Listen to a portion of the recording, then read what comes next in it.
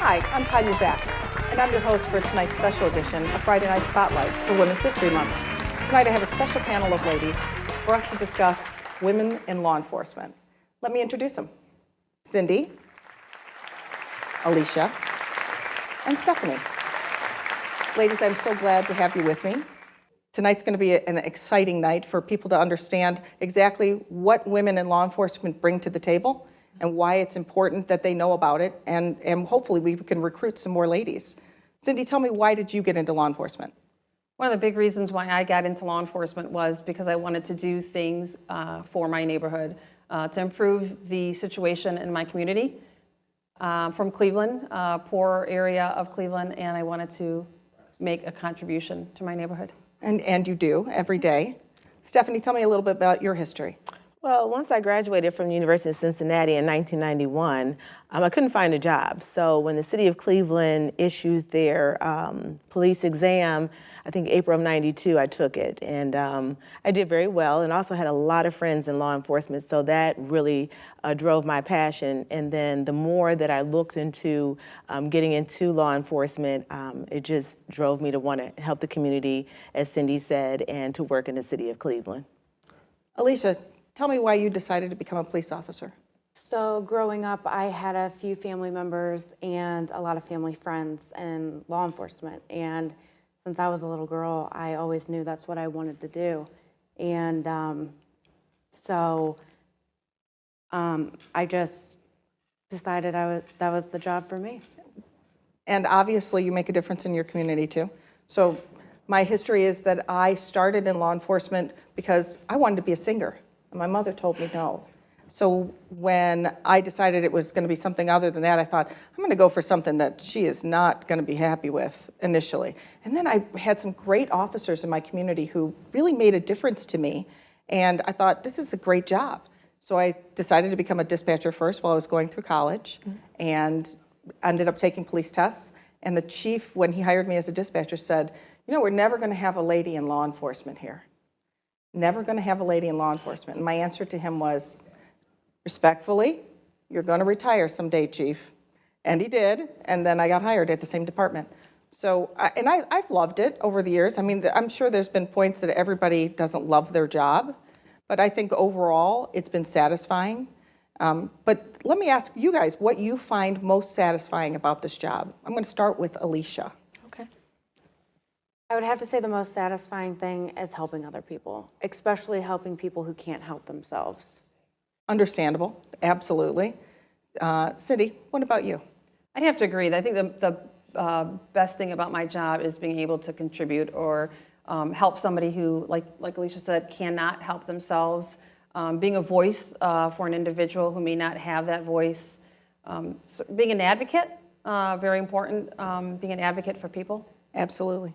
Stephanie. The best thing for me initially is my comrades. Working with some really good people and being on the streets of Cleveland, working a basic patrol, going to calls, and taking a call from the first time the dispatch initiates the call to law enforcement officers to the time we complete the call, either apprehending a suspect or having a report, and then those reports where the suspect's not on scene, and then you have to look for him or her, and you find him or her, and it all works out. And everybody likes catching that bad guy. Yeah, catching the bad guy, going home at night, and then just being with some friends, some really good colleagues that I worked with throughout the years. Well, you bring up a really good point to discuss, which is our male counterparts and the guys that we work with.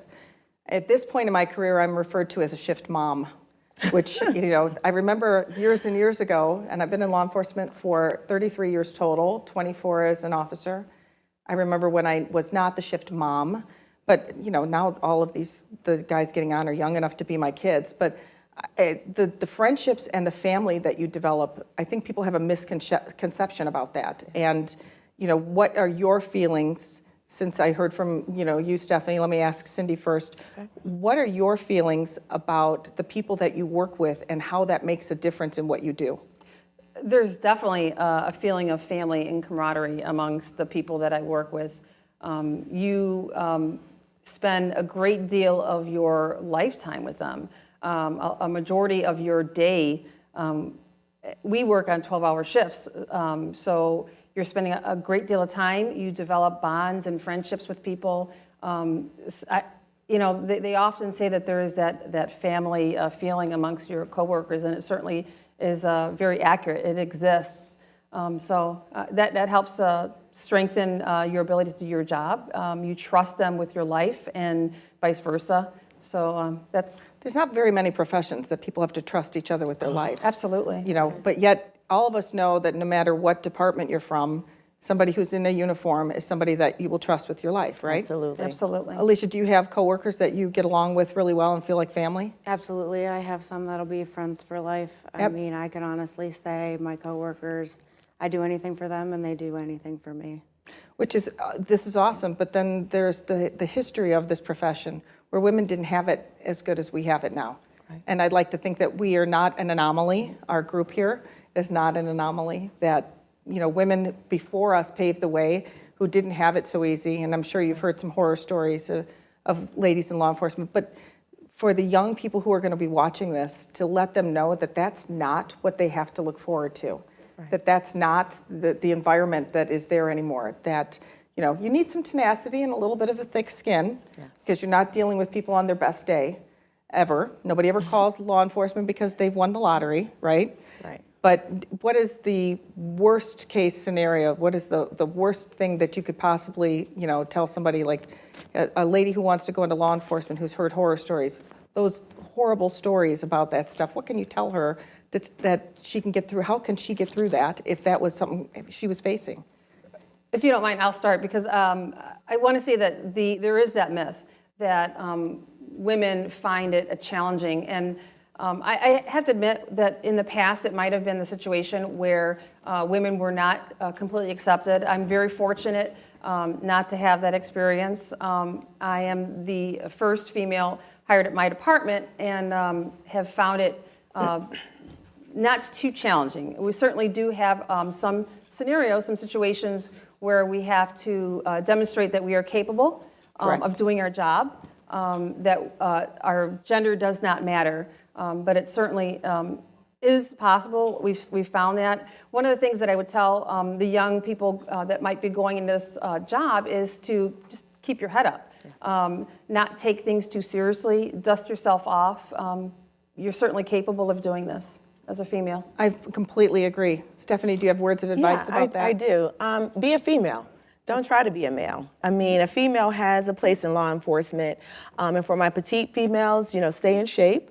Don't let the officer say, well, because you're a certain age and a certain gender, you don't have to run as fast, or your time is slower than mine. Well, that's because of our makeup, and it comes into play in this field because we not only patrol men and just men or big men, we patrol juveniles, we patrol the streets, we represent other females, so there is a place for females on the police force. So be a female and just stay in shape. What a great word of advice, because that was one of the big things. I heard a female tell me once that her chief told her she should cut her hair off and have it short so she blended in.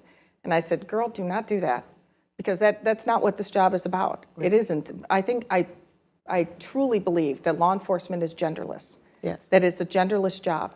And no matter what gender you are, you have a place here if this is what the calling is. Exactly. Do you agree with that, Alicia? I do. I started maybe 9 years ago, and from 22 years old and first starting, I was so scared. And I had a female officer that took me under her wing, and I thank her every day. And I hope to be more like that when young females get into law enforcement, because it is scary when you first start out. You don't know what to expect because there's not many of us. I want to say that just brings up mentorship.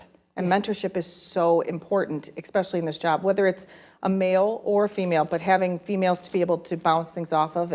And I'm very blessed to have Cindy in the city right next to me. So Cindy and I end up, on the telephone talking about things more often than not, whether we're talking about the fact that her lipstick and bullets were in her purse on the same day and going through TSA, or something tough at work. But having somebody that you look up to, that you can talk to, that you can bounce ideas off of, that's really what is going to make you thrive in this profession, having someone that you can count on to talk to. And men are great too. I've had Wonderful. male mentors. Have you ever had a male mentor, Stephanie? Oh yeah, I've mostly worked with men. You learn a lot from men when you work with them for Yes, 8 you hours. do. I was on the department for the 8-hour shifts. I didn't stay on for the 10 and 12-hour shifts, but yeah, you learn a lot from men during that time. And the FTOs, the field training officers, a lot of them will take you under their wing. But again, I've had just as many great male officers as I've had female officers. I mean, we live to see another day. So obviously we did something right. Do you have multiple females in your department? We had a great number. I mean, a significant number back in the 90s. Yes, we did. And Alicia, you mentioned another female officer. Do you still have a female officer you work with, at least one? Yes. That's good. And I mean, that's great. Cindy and I are solo in this until recently. I think you just hired a female? Correct. We finally, after 20 years of being the only female in the department, finally hired another female in our department. And it's important, I think, to have that mix of genders, guys and girls on the department. Certainly, we can complement each other's style of policing, so it's important. Finally glad to have that. So tell me what you think that women do differently in law enforcement. This is a big question, so this is a long one. I want answers from all of us because I think people need to understand why it is important to have this blend, why it's important to have women in law enforcement and what we bring that's different and why we make a difference in law enforcement. So you go first. So I think the most important thing for women in law enforcement is that we bring a soft side, if you will. We are able to tap into perhaps emotions a little bit better when we're responding to situations that are very volatile. We have a calming sense. And you want to stay away from stereotypes, but the fact is that we when our presence can oftentimes bring things down without us even saying a word. So presence, our ability to tap into emotion, our ability to tap into oftentimes the root of problems. We're usually responding to situations that are symptoms of a more serious issue. So that's exactly the case, and usually it is a more serious issue. Alicia, what do you think we bring to the table? So I agree with Cindy 100%. I think, touching on that, we're a lot calmer. We can de-escalate situations maybe in a better way than some male officers can. And same with maybe interviews. We have a better way of bringing things out, like she said, more in our emotional side. Sometimes we can sense things better. I fully agree with that. But interviews is a really great point because that is a situation where you want not a victim or a suspect. You want them to feel more comfortable so you're getting the full story. So that's a very good point you bring up. Stephanie, what do you think we bring to the table? We bring a lot to the table, and I will say I've worked at a couple different police departments in my career, and I was the first, not the first, but the only female at Case Western Reserve for a period of time, and the only supervisor at Tri-C, Cuyahoga Community College, sergeant. What I think that females bring is a more creative side of law enforcement. We think outside the box sometimes. We're great when we have sexual assault victims.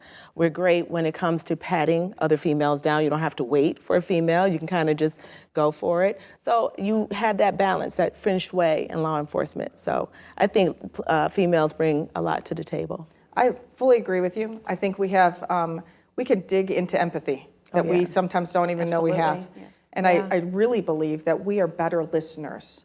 That, a lot of times a man can come to a conclusion without really listening to the story. And sometimes they're missing part of that big picture that Alicia mentioned. So that brings me to why there's a push for 30 by 30 in law enforcement. And I think Alicia knows a little bit about that. I'd like to ask her, give us a little story about that. So right now in the U.S., only 12% of females make up law enforcement and only 3% are in leadership roles. So by the year 2030, they would like to have 30% females in law enforcement. 30% women in law enforcement. Can you imagine? That would be such a great balance. When we're talking about, diversity and making certain that we are inclusive and meeting people where they are, having women in law enforcement of every color, nationality, every background is so important because I think that that brings that balance so that people feel they're heard.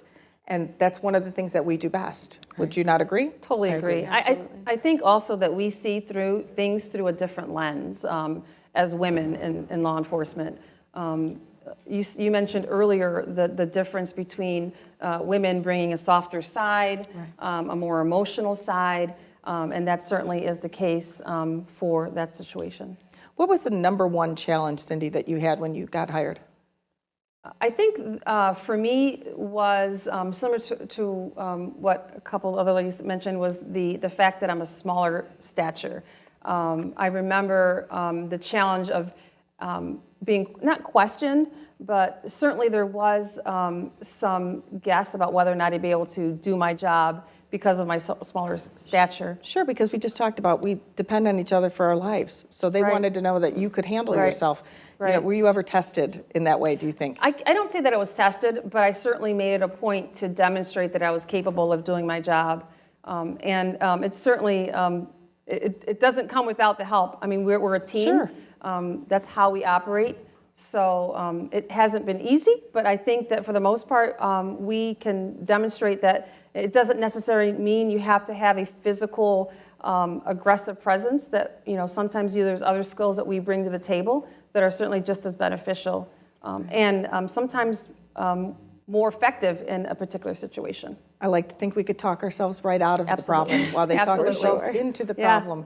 What was your number one challenge, Stephanie? Initially, upper body strength. When I first got in the academy, doing push-ups was a little bit challenging, but now, I mean, you know, I've stayed, you know, in shape since '93 when I got on the job. I work out, I do yoga, I run, I mean, you name it. So my upper body strength is pretty cool now. That's great. Alicia, what about you? Unfortunately, I did feel like I had to prove myself when I first started out in law enforcement. But I moved forward from that with other female officers that taught me how to get along better and to kind of be under the radar and move forward without, because I was so young. I was 22 when I started, and it was very hard. Sure. I mean, you're just growing yourself as a woman, as a female, and then you have to also blend yourself into this man's world. Right. I will say for the ladies out there who are considering going into law enforcement, upper body strength, that's a big thing. Grip strength is a huge thing. Being able to hold on to somebody when you're patting them down, when you're about to take them down, that's a big thing. And our hand strength is not nearly as intense as a man's is. Right. So you actually have to work on that. And I remember using a dynometer to, you know, bring my grip strength up to almost 100 pounds. And way back in the day, when long time ago, when I took my police test, that was one of the tests that they had was grip strength. So I would definitely encourage women to do that. And upper body strength is big because we just aren't made that way. Right. You know, we aren't. One of the things that comes to mind, though, is that it's important that to remember that we're built differently and that we can use the mechanics of a woman's body to our advantage. Yeah. So while we may lack the upper body strength, we certainly have a better center of gravity, a lower center of gravity, so we can use those mechanics to our benefit when it comes to dealing with suspects, you know, holding somebody. So we use what we have available. Our hips, our trunk. I will say that the first time I pushed a car, I turned around and put my tush against it. And as I'm pushing that car, the guys were like, "What are you doing?" I'm like, "I'm using what God gave me." Right. That's where I had the strength at. So it worked, right? Yeah. So yes, it does. do what you have to do. Right. You do what you have to do. So I think that I'm an instructor. Cindy's an instructor. You're an instructor. Alicia, are you an instructor for the police academy? No, I am not. But I could definitely see that would be something in your future. It's amazing how we're drawn to that, how we're drawn to teaching others. And I think that also brings a balance to that police academy setting. I teach crime scene investigation. I teach crash. I teach cultural diversity. What are some of the things that you teach, Stephanie? I teach the legal. I am an attorney, and I was a prosecutor, criminal law. So I do interviews and interrogations, civil liability, use of force, which I love because I tell the recruits that's the topic where you're the defendant, civil liability, use of force. So we always have a great discussion in that course. What else? Patrol aspects. I also team teach with that. and a couple others I can't think off the top of my head. I said interviews and interrogation. Yes, you did. Okay. And I think Cindy is a hostage negotiator. Oh. I am. So while I'm not exactly an instructor yet, I am a hostage negotiator. Been with our hostage negotiation team for about 14 years now. Currently the team commander of our crisis negotiators. Communications is my forte. I've been known to be able to de-escalate scenarios and I've seen you in action. She's awesome. She is. bring some calm to the chaos. And if you could teach in a law enforcement and setting, Alicia, what would you teach? Something that you love to do. That, Undercover work. Undercover, completely different aspects. See, women are so varied. That's one of the things I love about this, you know. That's one of the things I love about law enforcement is you have the ability to take whatever it is you love and go to the highest level with it. You know, that is the ultimate goal, right? Absolutely. So what's your final goal in law enforcement, Cindy? Well, I hope to continue to develop my skills as a leader in my department. I want to leave the place that I'm working for in a better position. So when and if I get to that point, I would like to be able to lead a police department. So a chief. Yeah. Maybe Yeah. Chief Cindy. Maybe someday. I like that. Yeah. Alicia, what is your goal? Undercover work. Okay. And anything with children. I love to help kids. So if I can work with kids and make their life better, I would love to do that. Stephanie. I would definitely like to end in administration if ever given the opportunity. I was a sergeant, administrative sergeant for Tri-C, so yes, I would definitely want to be a supervisor, like a lieutenant or a chief. Which I could definitely see. I've taken a few of your classes, and they were phenomenal, too. Thank you. And I'm hoping to have Cindy join me in the police academy setting this year. And Alicia, if we can put you in some undercover work, I am positive that you could win some cases there yourself. And then we'll have Stephanie prosecute them. And we'll have we have a whole team here, ladies. We're a team. For real. Right? Yeah. Okay, so there are definitely young ladies who are on the fence and think, you know, the police department means I can never have fun again. If I'm going to be a police officer, that means my life, you know, is a completely different direction outside of making certain that you're doing things right growing up. We have some young ladies who need some advice on the path that they should follow to get into law enforcement. So I'm going to start with Stephanie, and you tell me where they should go with this. Okay, you can't be a police officer until you're 21. So between the age of 18 and 21, stay on the straight and narrow. You know, stay out of trouble. You know, get a job or go to college or go to the armed forces, but do something productive leading up to when you are able to become a member of a police department, and just choose your friends wisely. I mean, you know, sometimes people get in trouble because they're in the wrong place at the wrong time because of the crowd or the people that they socialize with. So just stay the straight and narrow, find out as much as you can about law enforcement, look for some internships, be a part of some programs for young people that collaborate with law enforcement. Call, you know, Cuyahoga Community College, call Lorraine Community College, or, you know, and see what they have going. You can take some courses in criminal law and just stay the course and find out as much as you can about it, because it's a great, great profession. It really is. I agree with you. What do you have to say, Cindy? What should they do? One of the most important things I would suggest, and I do suggest to young people, is to be mindful of the decisions that you make during this period of your life. The decisions that you do make will impact, and I'm not saying maybe, they will impact your future and your ability to get into this this serious discipline. comment. That is Absolutely, serious. It absolutely. is, but you're right. Absolutely. And being focused on what your goal is. It's important to stay on track.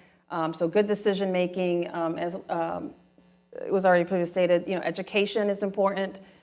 Staying focused and just overcoming adversity. Sometimes we may find some hiccups in the road. Just being focused and getting back up and keep going. Alicia. Exactly what both of them said. Pick and choose your friends wisely, but also do as many ride-alongs as you can at different departments. Oh, yeah. Sheriff's departments, small police departments, big police departments. It doesn't matter, as many as you can. I fully agree with all that. I think when I was growing up, my mom pushed education so much. So the more that you can learn about law enforcement, the more that you can get yourself educated and continuously educate yourself throughout your career. After you become an officer, you're going to be much, much better off. Remember, nobody can take away the education that you get. They can take away your house, they can take away your kids, they can take away your, your new tennis shoes, but they cannot take away anything you've learned. And that's a huge stepping stone to getting into law enforcement. So those are all pluses. I mean, if you had a path to lead, would you have ever thought you would have been in law enforcement as a little girl? Cindy? I have to admit, I always thought, and I always envisioned myself being a police officer. This was a lifelong goal for me. So I'm on my path. I'm happy to be here, and I'm going to keep going until I reach my ultimate goal. Ladies, I am so glad that I had the time to spend with you tonight. Thank you. And I want to thank you for being here. That's all the time we have.